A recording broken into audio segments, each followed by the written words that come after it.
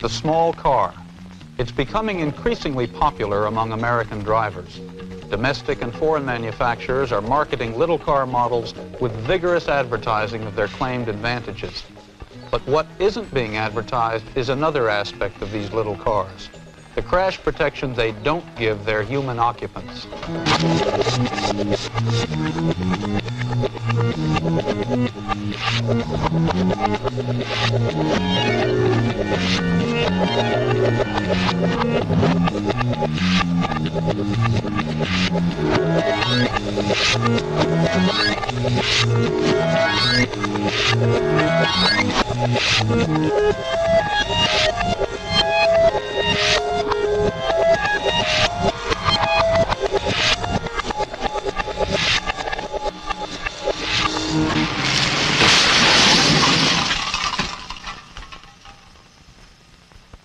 I'm Ben Kelley of the Insurance Institute for Highway Safety. In 1965, smaller cars accounted for only 16% of all new car sales in America. But their share of the new car market has doubled since then, and it's been estimated that by the end of the 1970s, small cars will account for half of all new cars sold. It's not unreasonable to expect that as these little cars increase in sales, they'll be involved in an increasingly greater number of crashes with the larger vehicles, such as the family sedan, with which they share the roadway. Will this mean even more lives needlessly lost or damaged on the highway? One study that helps answer that question was done for the U.S. Department of Transportation by the state of New York. It involved analyzing records of 420,000 actual crashes. According to the findings, the lighter and smaller the crashing car, the more likely were the occupants to be seriously injured or killed when it crashed. And conversely, the larger and heavier the car, the better were the occupants' chances of escaping the crash without serious injury. For the heaviest cars, so-called luxury models averaging 4,800 pounds, the New York State study found that death or serious injury occurred in 3.1% of the crash-involved vehicles.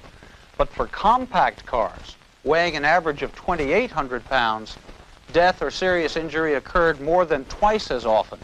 And in yet smaller compacts, weighing an average of 1,900 pounds, the rate was 9.6%, triple that for the luxury cars, 50% higher than that for the larger compacts, and almost double the 5.5% rate for crash-involved cars of all weights combined.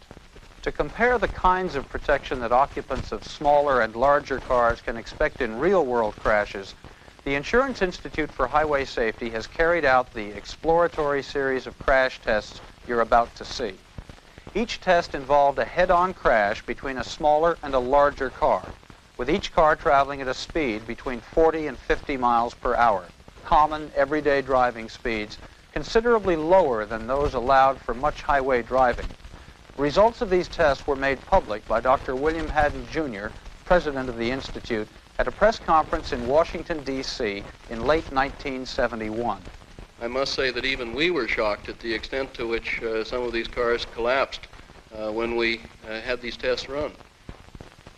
Although I'm quick to point out that specialists in the field have known for several years that there was a problem of this type.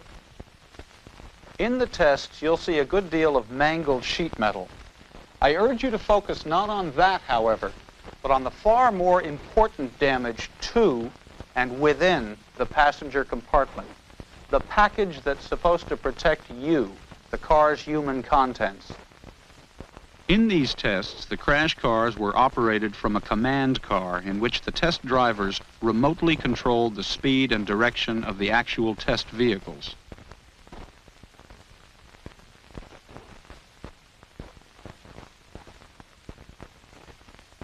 The remote control drive unit in the command car and the slave drive unit in a crash car.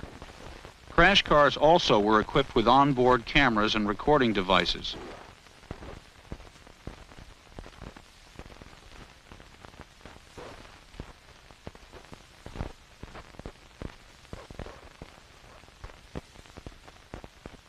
Each crash was filmed from several vantage points, with cameras shooting extremely slow-motion footage.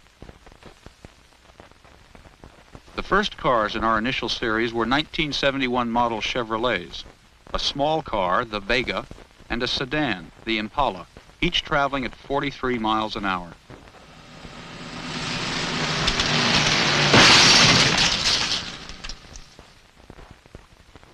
This is an onboard view of the approach into that crash, about what it would look like to an occupant of the larger car in real life.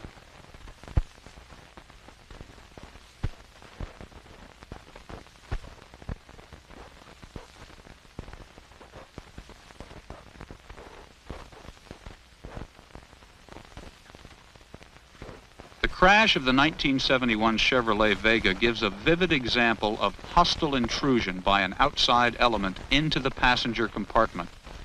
The design of the small car's hood allowed it to chop backward like a meat cleaver through its windshield and into the passenger space. The second cars in our first series were Fords, the sedan-sized Galaxy and the smaller Pinto.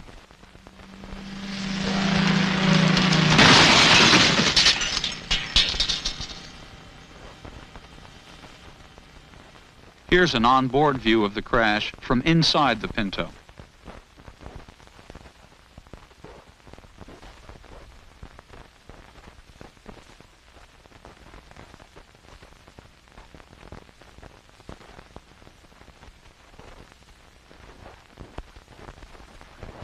The amount of damage being sustained by the passenger compartment of the smaller car hardly needs comment.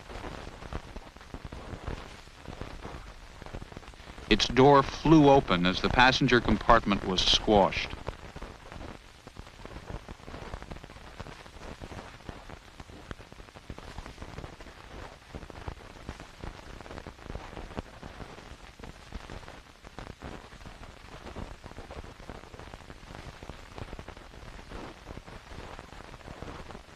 Again, it's not the external, highly visible amount of damage that's most important, but the difference in the two cars' passenger compartments following the crash. The small Pinto. The larger Galaxy with its windshield still intact.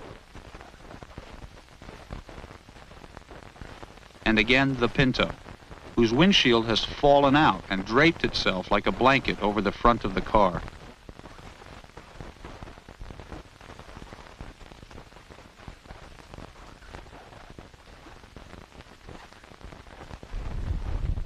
In the second series of crashes, the front outboard position in each car was occupied by a test dummy. Here you can see the human-like rib cage of one of them. The head and face of each dummy were painted before each crash so that the dummy would leave a readily visible mark anywhere in the car that his head might impact in the crash, and also would bear a mark at those points on his head that experienced impact. This aided in reconstructing just what happened to the simulated occupant in each car.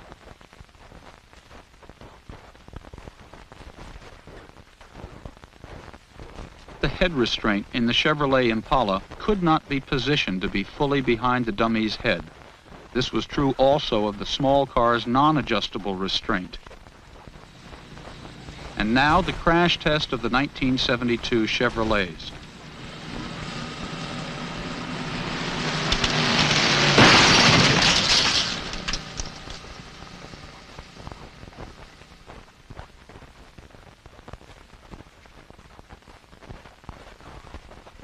Notice the difference in damage done to the two cars' occupant compartments.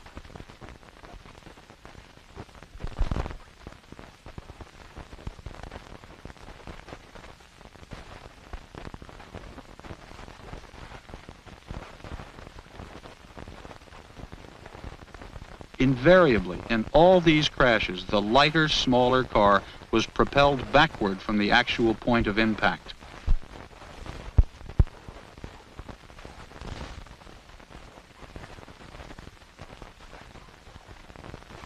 We don't know for sure whether a real belted human occupant in this little car would also have been beheaded, as this dummy was. But clearly the dummy's experience provides a strong presumption of severe injury.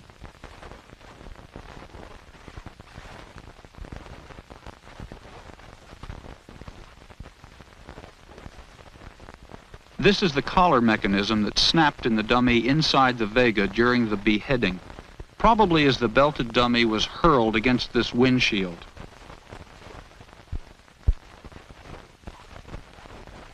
Here's where the dummy's head was caught between the dashboard and the windshield before it separated from the body.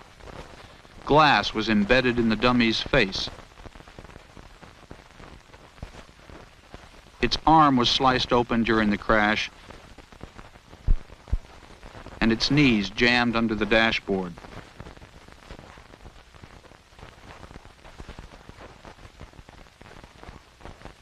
Batteries from both Chevrolets were smashed to bits, allowing sulfuric acid to splash into the small car's passenger compartment. Those holes in the dummy's shirt were made by the battery acid. One can imagine what might have happened to a human occupant.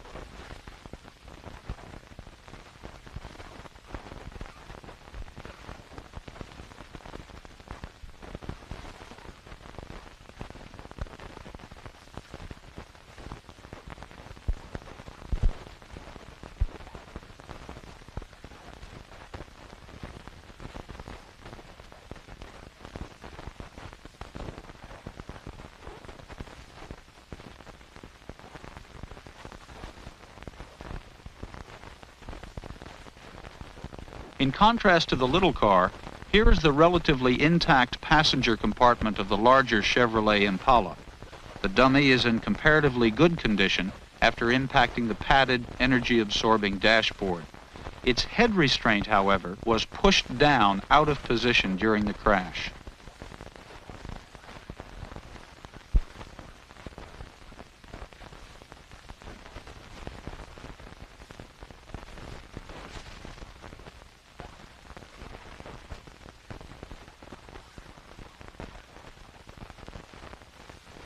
Here in the small car, the Pinto, the head restraint did not reach fully behind the dummy's head. In the larger Ford, the Galaxy, the head restraint did adjust to a point fully behind the head. The crash in real time.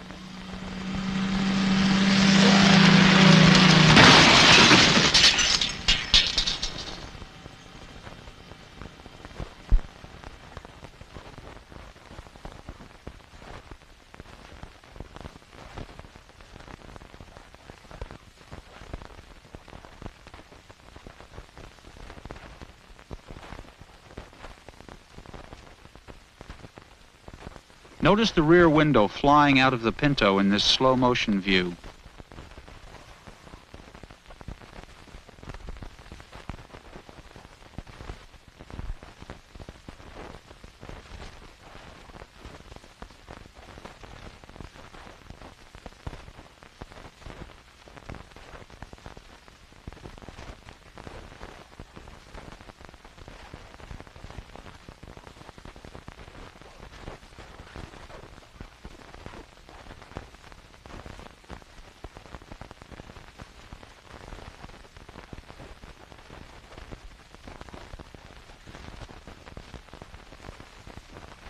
Here, the damage to the small car's passenger compartment is in sharp contrast with that of the larger, less violated Galaxy.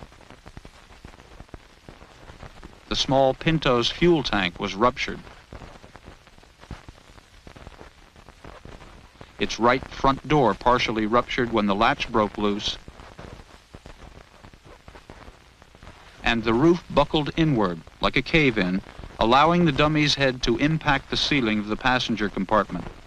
It also impacted the windshield, as you can see by the large amount of paint left on the glass and glass left on the dummy's face.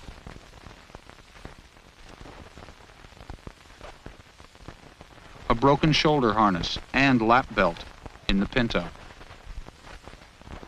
Its windshield collapsed inward, becoming a hazardous blanket. In contrast, the windshield of the larger Galaxy stayed in place. Note how the Galaxy's passenger compartment remained relatively intact.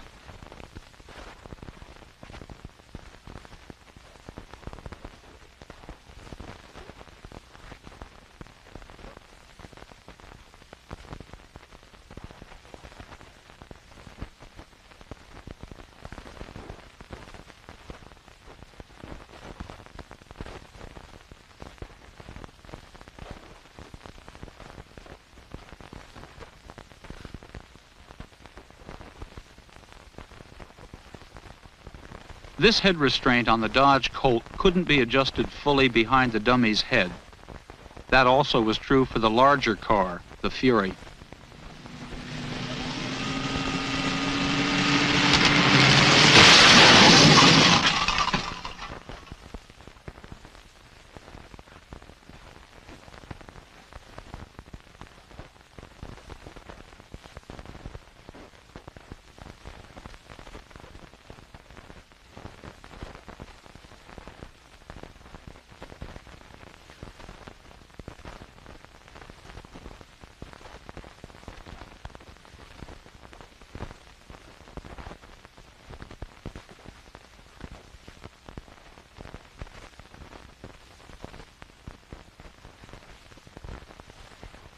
In these slow-motion films, watch for a black object flying from and bouncing near the Colt on the left side of the screen.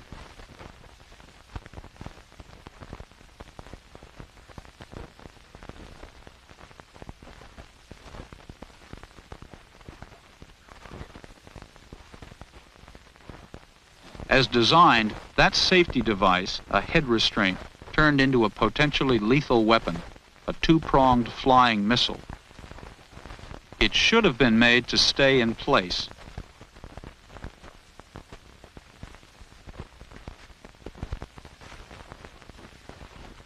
Here are the jagged remains of the Colt's windshield, where the face of the dummy was thrown against it. Note the orange paint from the dummy's face.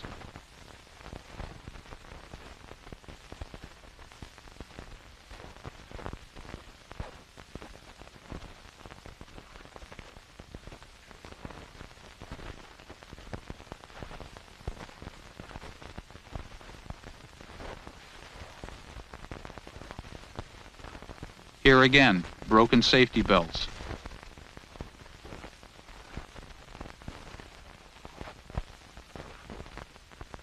Belt buckles that broke loose in the crash, leaving the small car occupant unprotected.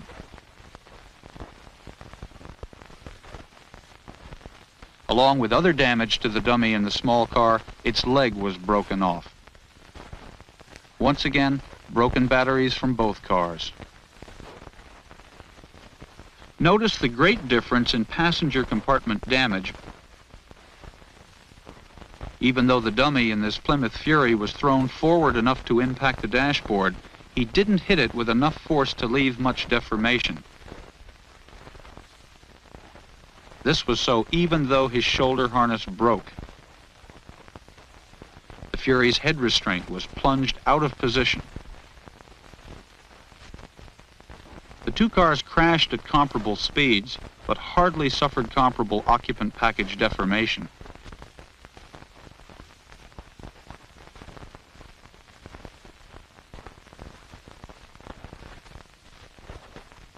On these American Motors cars, note that neither of the head restraints could be adjusted to a position fully behind the dummies' heads.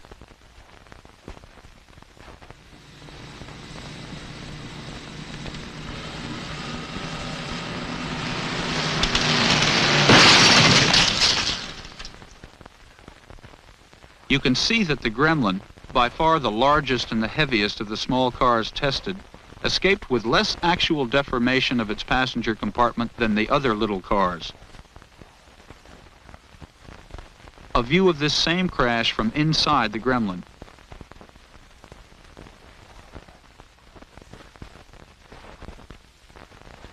Again, the same view, this time stopping the action on that windshield impact.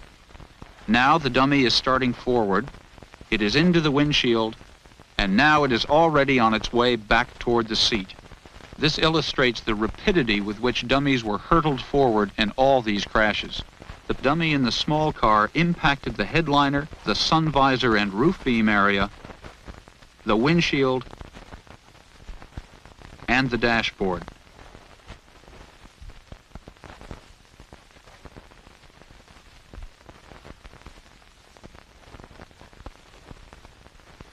Also, the dummy's knees were wedged up under the small car's dashboard.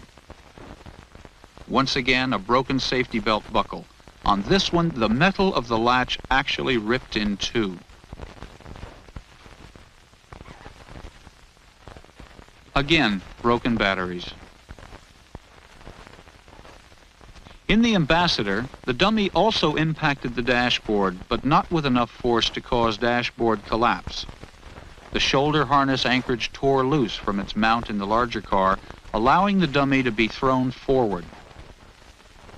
The passenger compartment appears to be in better condition than that of the smaller car.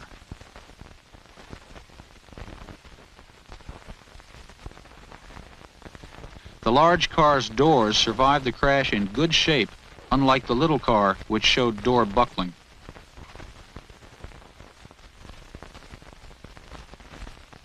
In our modern-day highway environment that mixes large, intermediate, and small vehicles at speeds comparable to and often considerably higher than those in the 40 to 50 mile per hour tests you've just seen, occupants of small cars involved in crashes are being routinely exposed to far greater hazard than occupants of larger-sized cars.